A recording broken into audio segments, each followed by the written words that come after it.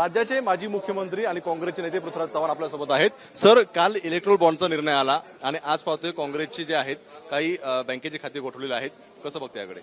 काल जो सर्वोच्च न्यायालयाने इलेक्ट्रोल बॉन्ड बद्दल निर्णय घेतला आणि सरकारला मोदी सरकारला चपराक मारली की 2017 साली जो कायदा केला मोदी सरकारनं इलेक्ट्रोल बॉन्ड बद्दलचा राजकीय पक्षांना देणग्या देण्याबद्दलचा तो कायदा बेकायदेशीर होता, असंवैधानिक होता. तो कायदा त्यांनी रद्द केलेला आहे आणि स्टेट बँकेला सर्व देणगीदारांची नावं प्रकाशित करायला आदेश दिलेले आहेत. त्यामुळं मोदी सरकारने तडफडून आणि चिडून कालच इन्कम टॅक्स खात्यातर्फे काँग्रेस पार्टीची बँक अकाउंट गोठवलेली आहेत. काँग्रेस पार्टीला 210 कोटीचा दंड ठोठावलेला आहे.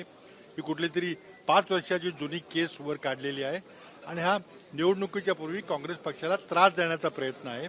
या सूड भावनेनं केलेली कारवाई आहे. अर्थात आम्ही कोर्टात जाऊन आमची गोठवलेली खाती आम्ही ओपन करून घेऊ, परंतु निवडणुकीपूर्वी एका राजकीय पक्षाला हॅरॅस करायचा, त्रास द्यायचा, त्यांच्या निवडणूक तयारीमध्ये अडचणी आणायचा हा प्रयत्न आहे. आणि त्या निवडणूक आयोगाने देखील लक्ष घातलं पाहिजे. काल कोर्टाचा निर्णय, आजची कारवाई, याचा काही संबंध वाटतोय का? मला वाटतं की ही अगदी द्वेष भावनेनं, सुडाच्या भावनेनं केलेली कारवाई आहे.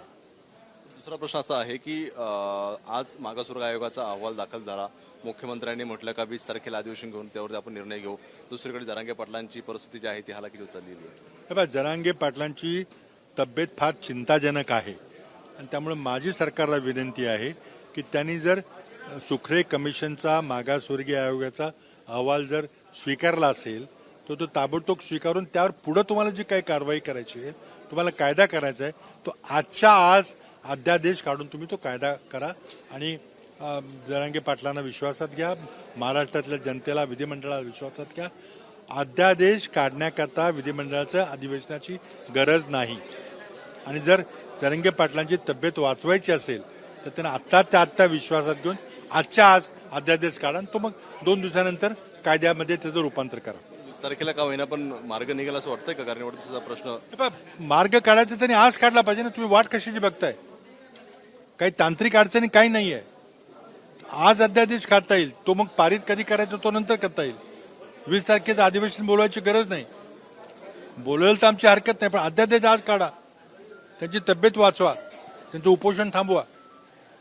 दुसरा प्रश्न असा आहे, अशोक चव्हाणांनी काँग्रेसला रामराम केलेला आहे. मात्र अशोक चव्हाणांचं म्हणणं आहे की काँग्रेसला अनेक वेळा सांगून सुद्धा सुधारणा होत नव्हते, त्यामुळे निवडणुकांची तयारी नाही आणि पुढे इंडियाची सुद्धा काही भवितव्य वाटत नाहीये. ते अशोक चव्हाण आणि काँग्रेस श्रेष्ठी हे बघून घेतील. त्यांना जे काही आरोप करायचे ते करतील. तर त्यांनी पक्ष सोडलेला आहे. आमच्या पक्षावर बोलायचा त्यांना काही फार अधिकार नाहीये.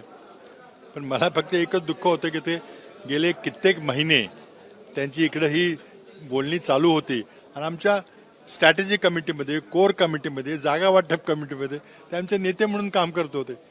आमची मिटिंग झाल्यावर सगळ्या बातम्या लगेच संध्याकाळी भाजपकडे जात होत्या.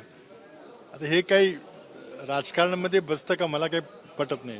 हे ओळखायला तुमच्या वरिष्ठांचा किंवा तुमच्या नेत्यांचा सुद्धा फेल्युअर म्हणायचं काय? आमचं सगळ्यांचाच फेल्युअर आहे.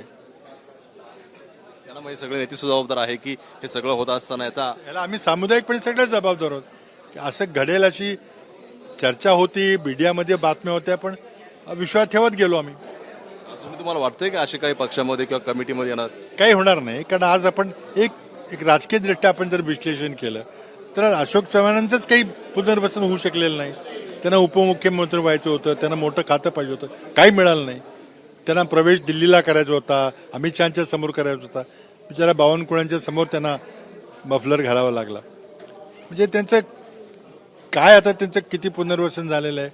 राज्यसभा त्यांना मिळाली ती काँग्रेसने पण दिली असती, पण त्याच्याकरता ते गेले तर मग काय.